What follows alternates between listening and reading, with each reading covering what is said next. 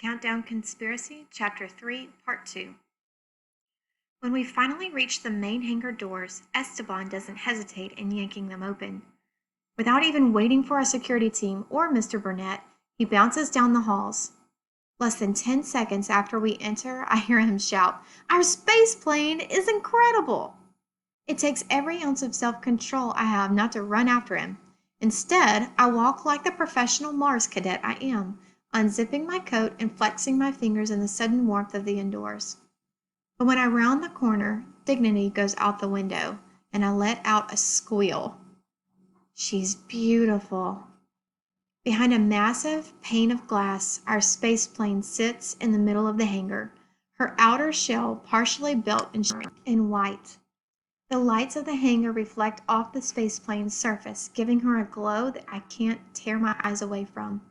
Broad wings stretch out from her sides, turning upward in the style of the Dream Chaser plane that NASA uses.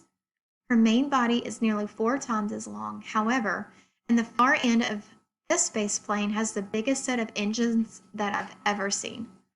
"Who's building her?" I ask. "No single company," a voice next to me says. "It's Dr. Schuber, head of the ISECG. It's the first time I've seen him in person since my interviews. Looks like he's wearing almost the exact same casual sweater with maybe the exact same blue jeans that he had on 3 months ago." "It's a collaboration," he continues. "We borrowed engineers and programmers from top aerospace manufacturing companies worldwide. This is a very special spaceplane after all. Only the best of the best would do." I'm only half listening. My attention is on the men and women in white full body suits working on the spacecraft. They look so minuscule next to the enormous vehicle. "When will she be done?" Esteban asks. "The skin will be completed by your first practical exam, and she should be operational within 6 months for short-distance travel," Dr. Schubert answers as Mr. Burnett catches up to us. Down below, a technician moves a large panel to the far side of the ship. "Do we get to help with her?" I ask. Mr. Schubert and Mr. Burnett exchange glances.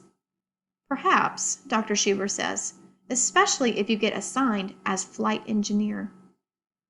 Which I should be, I think to myself.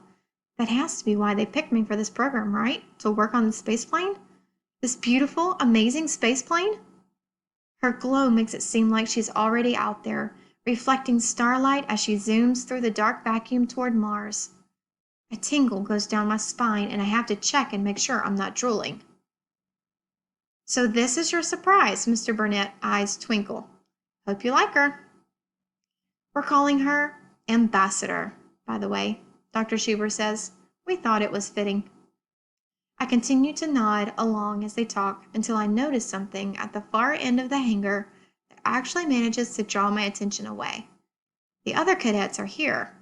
From the end of their makeshift lineup, Anna Kubik's gray eyes lock on mine.